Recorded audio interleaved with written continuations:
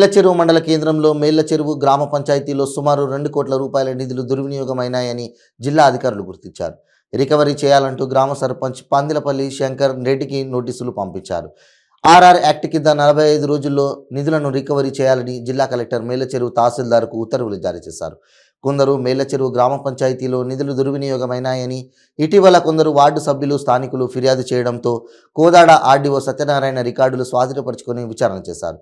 సాధారణంగా గ్రామ పంచాయతీ నిధులతో పాటు ఆర్థిక సంఘ నిధులు, రాష్ట్ర ఆర్థిక సంఘ నిధులు మొత్తం కలిపి 1,99,12,112 రూపాయలు దుర్వినియోగమైనట్లు ఆర్డీఓ తేల్చి చెప్పారు. ఈ నివేదిక జిల్లా కలెక్టర్కు సమర్పించగా ఈవోను సస్పెండ్ చేశారు.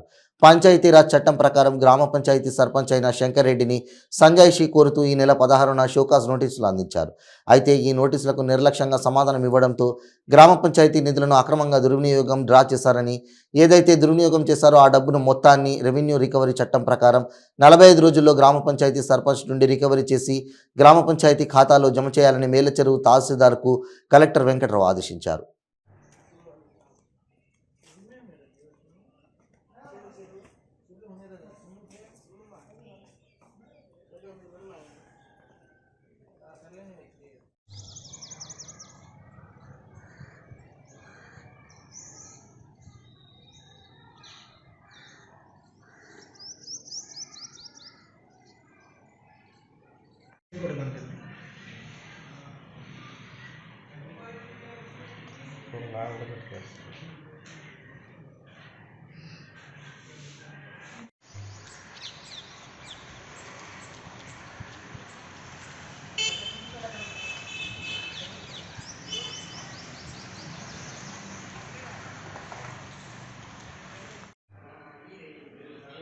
నమస్తే అండి.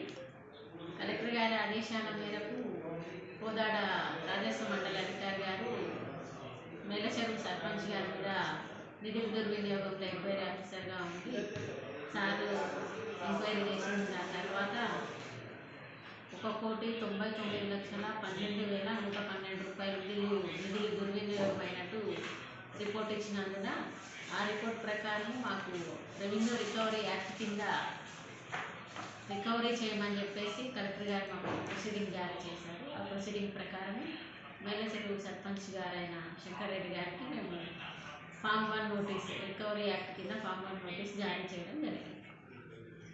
నోటీస్ ఇచ్చారు మాకు.